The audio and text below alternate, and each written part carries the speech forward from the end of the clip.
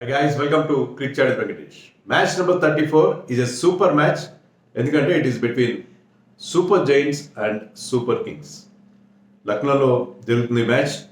చెన్నై వరుసగా 2 మ్యాచ్లు గెలిచి మంచి ఊపు మీద ఉంది. ముఖ్యంగా ముంబై అండ్ కేకేఆర్ లాంటి స్ట్రాంగ్ టీమ్స్ని ఓడించింది. వెరాజ్ లక్నో సూపర్ జైంట్స్ 3 మ్యాచ్లు వరుసగా గెలిచిన తర్వాత వరుసగా 2 మ్యాచ్లు ఓడిపోయారు.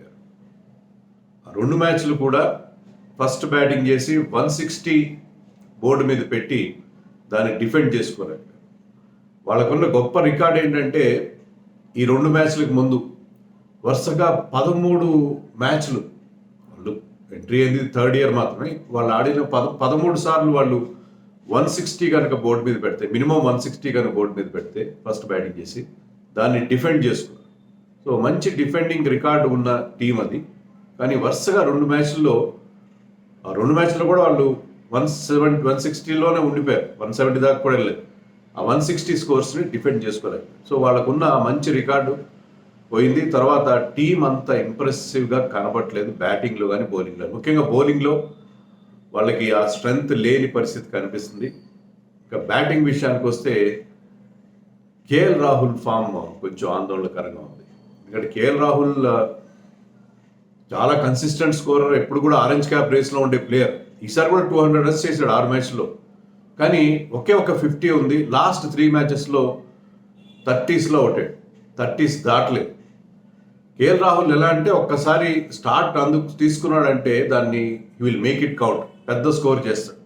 కానీ ఈ సీజన్లో ఎందుకు ఆ 30స్లో అవుట్ అవుతున్నాడు. Is playing 1 many shots. Strike rate కోసం చూసుకున్నాం, స్ట్రైక్ రేట్ బాగుంది, 138 ఉంది. It is okay strike rate ఇప్పుడున్న పరిస్థితుల్లో.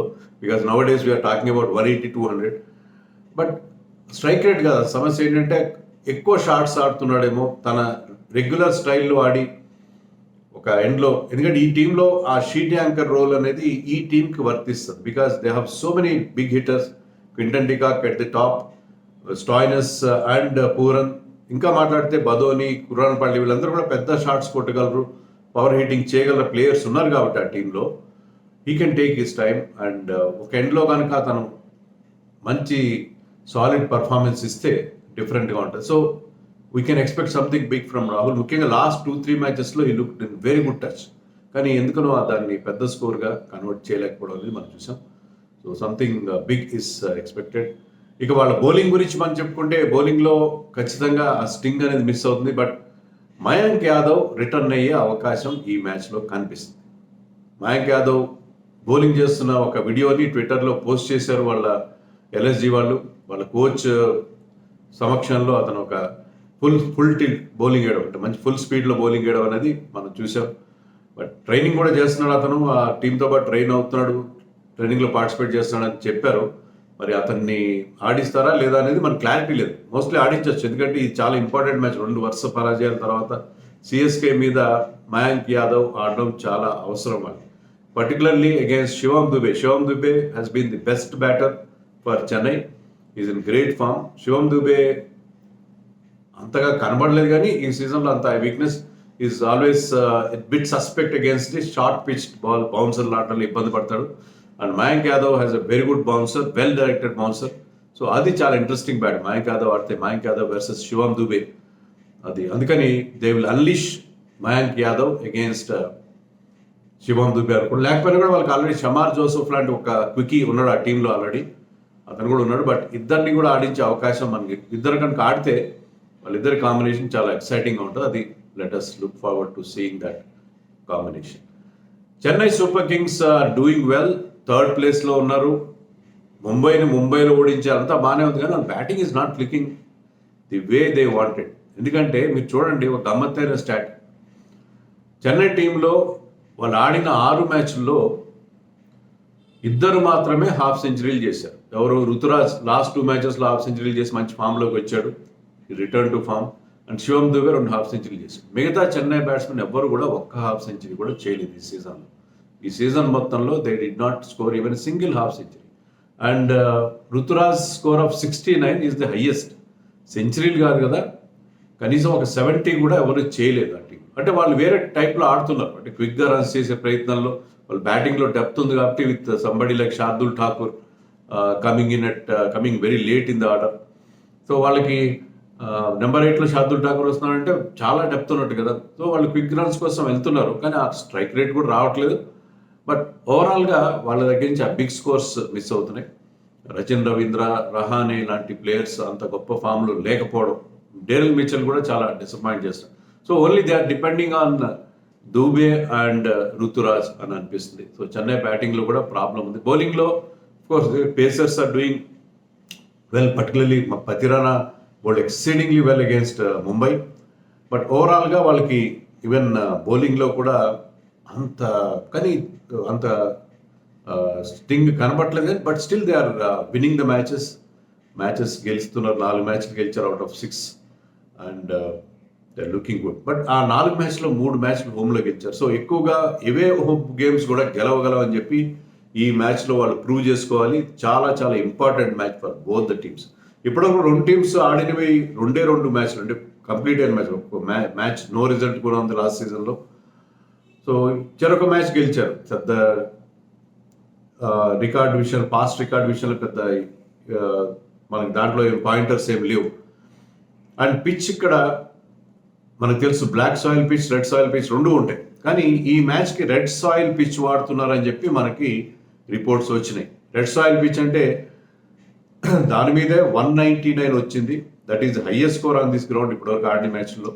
199 ఎల్ఎస్జీ చేసి దాన్ని డిఫెండ్ కూడా చేసుకోవాలి. మళ్ళీ అదే పిచ్కి వాళ్ళు రిటర్న్ అవుతున్నారు. సో రెడ్ సాయిల్ పిచ్ కాబట్టి స్పిన్నర్స్ పెద్ద హెల్ప్ ఉండదు, పేస్ బౌలర్స్ కొంత హెల్ప్ ఉంటుంది. ప్లస్ బ్యాటింగ్కి అనుకూలంగా ఉండే పిచ్ అది. సో మామూలుగా మన లక్నోలో చూస్తే స్లో అండ్ లో పిచ్ కాకుండా, చెన్నైకి వాళ్ళ స్పిన్నర్స్ ఆ స్లో పిచెస్ మీద వాళ్ళు షైన్ అవుతారు కాబట్టి చెన్నై టైప్ ఆఫ్ పిచ్ ఇవ్వట్లేదు వాళ్ళకి. రెడ్ సాయిల్ పిచ్ ఇస్తున్నారు, కొంచెం ముంబై టైప్ ఆఫ్ పిచ్ ఇస్తున్నారు.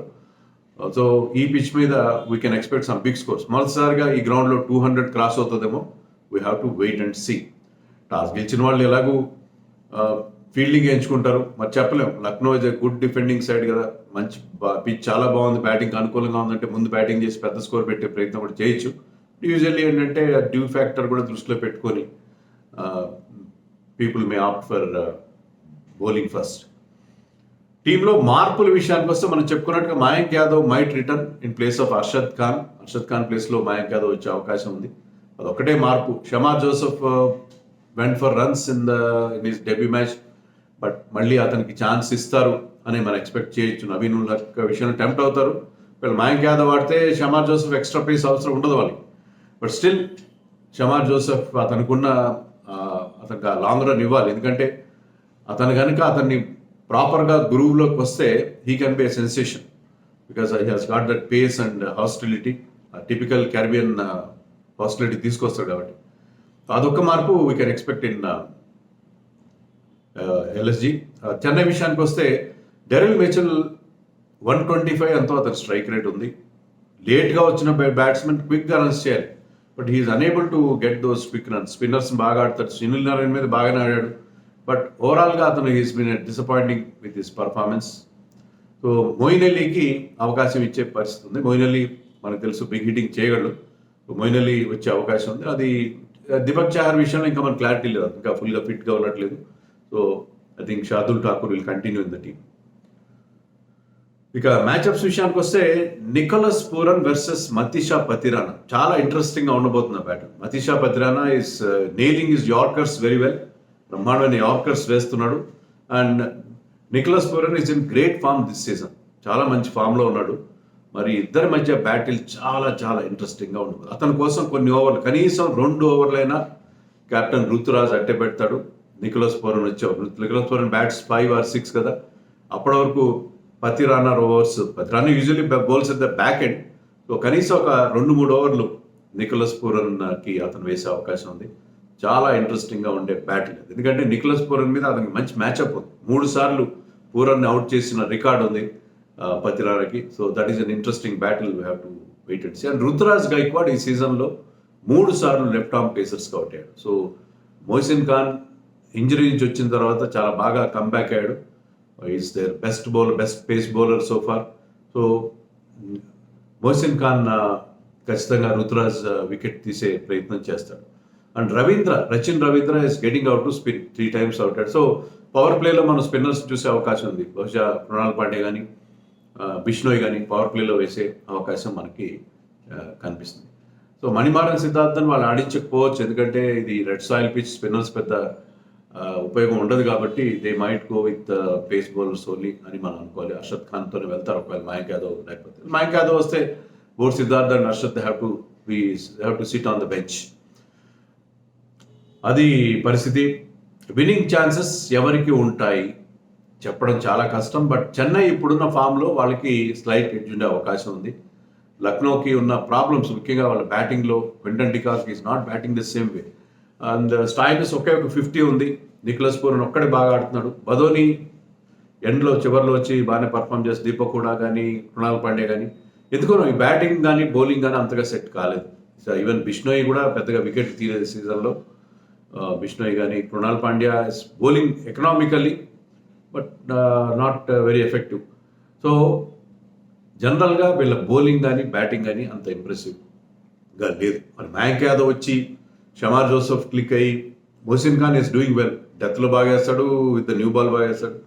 అతని ఇంజరీ కన్సర్న్స్ ఉన్నాయి. సో ఓవరాల్గా వాళ్ళ టీంకి కొన్ని ప్రాబ్లమ్స్ కనిపిస్తున్నాయి కాబట్టి అన్లెస్ రాహుల్ నుంచి ఒక పెద్ద స్కోర్ వస్తే తప్ప, పెద్ద స్కోర్ వస్తే definitely they will be able to beat Chennai. ఎందుకంటే చెన్నై ఆడిన వాళ్ళ 4 గెలుపుల్లో ఒక్కటి మాత్రమే అవుట్ సైడ్ చెన్నై వచ్చింది.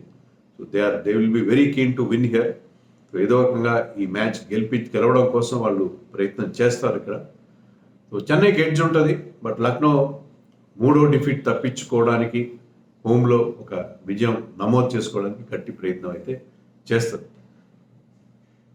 ఇక ఫ్యాంటసీ పిక్స్ చూస్తే వికెట్ కీపర్స్ 3 ఉంటారు. KL Rahul, Quinton de Kock and Nicholas Pooran. Batters Shivam Dube, Ruturaj Gaikwad and Ayush Badoni. Allrounders Jadeja, Stoinis and Krunal Pandya. Bowlers Matheesha Pathirana and Mohsin Khan. ఈ టీంకి కెప్టెన్గా రుతురాజ్ లాస్ట్ 2 మ్యాచెస్లో మంచి ఫామ్లోకి వచ్చాడు, 2 హాఫ్ సెంచరీలు చేశాడు. He's my captain. KL Rahul ఇప్పటికైనా ఒక పెద్ద స్కోర్ అతని దగ్గర డ్యూ ఉంది, ఈ మ్యాచ్లో వస్తుందని ఎక్స్పెక్ట్ చేస్తాను. So he's my vice captain. ఒక టెలిగ్రామ్ ఛానల్ లింక్ మీకు ఇస్తున్నాను, అది మీకు టాప్ కామెంట్లో ఉంటుంది, పిన్డ్ కామెంట్. సో టాస్ తర్వాత మరి నేను ఇచ్చిన 11లో ఎవరైనా మిస్ అయితే నా అప్డేటెడ్ 11 కోసం మీరు ఆ టెలిగ్రామ్ ఛానల్ విజిట్ చేయండి. సో ఎల్ఎస్జి వర్సెస్ చెన్నై చాలా చాలా ఇంట్రెస్టింగ్ బ్యాటిల్. 2 టీమ్స్కి ఆ 2 పాయింట్లు చాలా ముఖ్యం. మరి ఎలా ఉంటుందో సాయంత్రం చూద్దాం, with Chennai having a slight edge అన్నారు.